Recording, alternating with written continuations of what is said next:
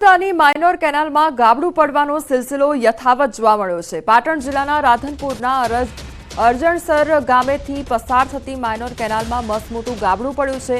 Minor કેનાલમાં ગાબડું પડતા લાખો લીટર પાણીનો વેડફાટ થયો છે। કેનાલના પાણી એરંડા સહિતના પાકમાં ફરી વળતા ખેડૂતોને મોટા નુકસાનની ચિંતા વ્યાપી રહી છે। સ્થાનિક ખેડૂતના 8 વીઘાના એરંડાના પાકમાં પાણી ફરી વળ્યું છે। રાધનપુર પંથકમાં રવિ સિઝનમાં કેનાલો તૂટવાની ઘટનાઓથી નર્મદા વિભાગ સામે ખેડૂતોમાં રોષ ફાટી નીકળ્યો છે। નડિયાદમાં મોબાઈલ લોનના નામે છેતરપિંડીનું કૌભાંડ સામે આવ્યું છે। આરોપીઓ રૂપિયાની જરૂરિયાત હોય તેવા વ્યક્તિઓની મોબાઈલ લોન કરાવી મોબાઈલ ફોન અને બિલ નહીં આપી છેતરપિંડી કરતા હતા। આવી જ ઘટના નડિયાદની મિલમાં કામ કરતા વર્કર સાથે થઈ।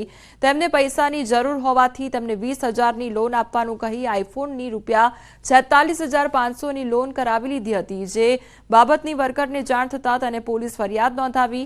આમ ઠગબાજોએ કુલ 8 લોકોના નામે 6.94 લાખની લોન કરાવી હોવાનું સામે આવ્યું છે।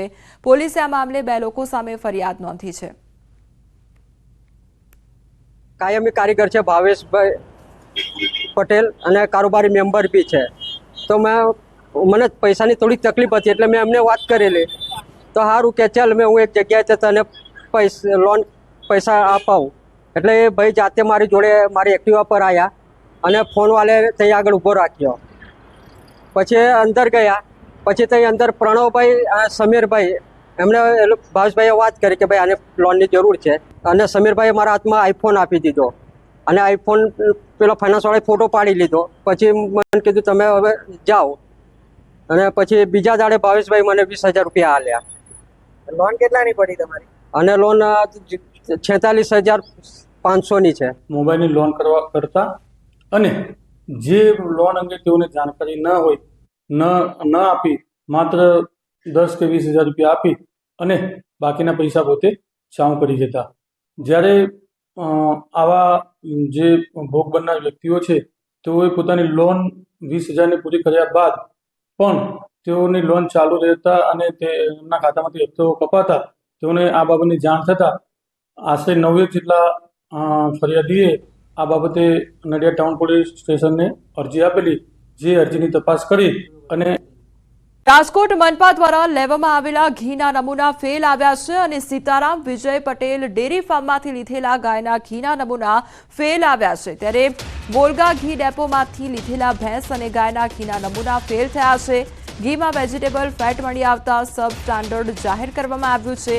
બંને પેઢીઓ સામે અધિક કલેક્ટર દ્વારા કાર્યવાહી હાથ ધરવામાં આવશે। તો રાજકોટ મનપા દ્વારા લેવામાં આવેલા ઘીના નમૂના ફેલ થયા છે અને સીતારામ વિજય પટેલ ડેરી ફાર્મમાંથી લીધેલ ગાયના ઘીના નમૂના ફેલ થયા છે। તો વોલ્ગા ઘી ડેપોમાંથી લીધેલ ભેંસ અને ગાયના ઘીના નમૂના ફેલ થયા છે। ગુજરાતમાં નકલી ખાદ્ય પદાર્થોનો રાફડો ફાટ્યો છે। સુરત જિલ્લામાંથી વધુ એક ડુપ્લિકેટ ઘીની ફેક્ટરી ઝડપાતા ખળભળાટ મચ્યો છે। ઓલપાડના માસમાં ગામના ઇન્ડસ્ટ્રીયલ વિસ્તારમાંથી નકલી ફેક્ટરી ઝડપાઈ છે। સ્ટેટ વિજિલન્સની ટીમે રેડ કરીને ફેક્ટરીમાંથી વિવિધ મશીનરી ઘીનો જથ્થો પતરાના ડબ્બા સહિતનો મુદ્દામાલ જપ્ત કર્યો છે। મહત્વનું છે કે અગાઉ પણ માસમાં ગામના ઇન્ડસ્ટ્રીયલ વિસ્તારમાંથી ડુપ્લિકેટ ઘી બનાવતી ફેક્ટરી ઝડપાઈ હતી। તો સુરતનો આ સમગ્ર મામલો સામે આવ્યો છે જ્યાં ડુપ્લિકેટ ઘીની ફેક્ટરી ઝડપાઈ હોવાનો મામલો સામે આવ્યો છે। તો ઓલપાડના માસમા ગામનો આ સમગ્ર મામલો કે જ્યાં નકલી ઘી બનાવતી ફેક્ટરી ઝડપાઈ છે।